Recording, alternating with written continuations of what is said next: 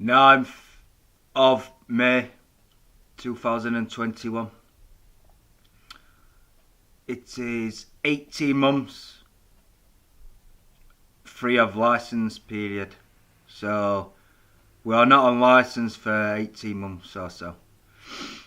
I am aiming to do A-levels or a GCSE and an AS level, which is 40% of an A-level, followed by a full A-level. I am also looking to achieve a forklift licence at this moment. So these are things that I am busy with and taking up most of my time. I am seizuring and being fit, having fits daily because of probation officer harassment. They are having excessive and illegal involvement in every aspect and part of my life without consent or without a valid reason, without a solicitor for most part, despite all the complaints, ombudsman and all the routes that I have gone down to try and prevent this from happening is having no effect whatsoever. In fact, it's just getting worse. It's getting to the point where I haven't had sex in 5 years. About 3-4 years because of harassment. I have never had a girlfriend at 28 years old because of probation involvement. I have never had an holiday with my friends or got the trade or the forklift or the level of education that I was trying to achieve 10 years ago. So for 10 years I have had excessive involvement in my life from 6 to 8 offending high risk offenders. This is without valid reason, and it's had that much of an impact. It's causing further offending and causing a decline, and the quality of life is poor. It's third world. I'm fainting and being sick daily. I'm having seizures.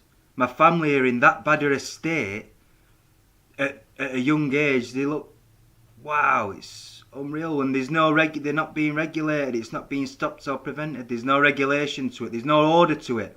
They're freely allowed to use behaviour modification as a tool or a weapon to torture people.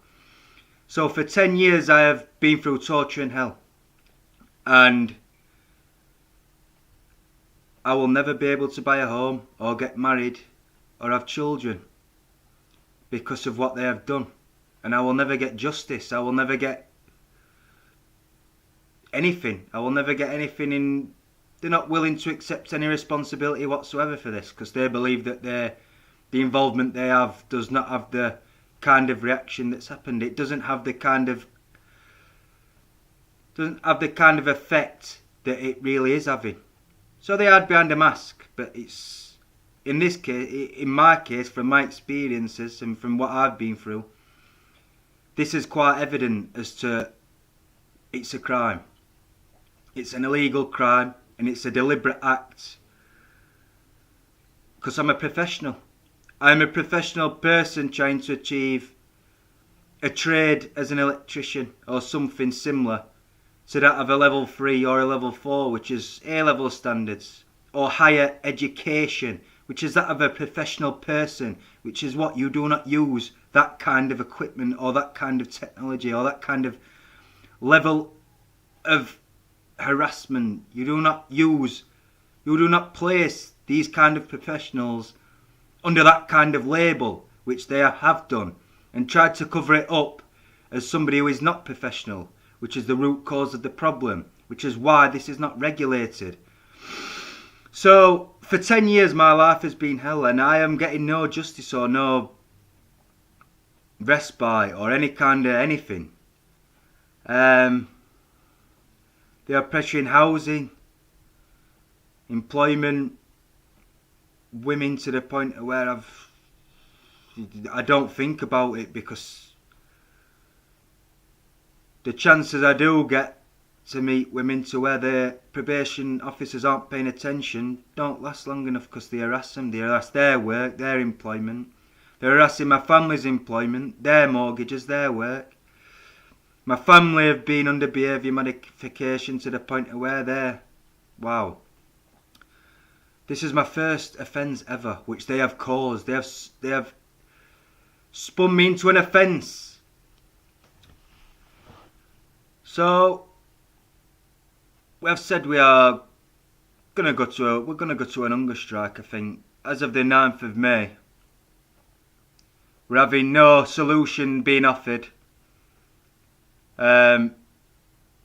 6 jobs have been lost in the last few years. Being made redundant. They've lost me housing. And they've totally institutionalised me. And they're only on £22,000. They're on £22,000. My friends are on more money than that. I've got friends on more money than that. I've got friends more highly educated than that, and it's torturing me and my family to the point of death.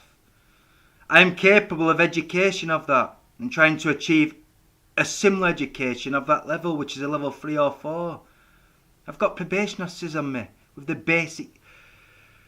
There's not enough room to justify what they have done here, regardless of what they get away with in their world or what, 'cause I wanted to get married by the time I was 30 with a trade.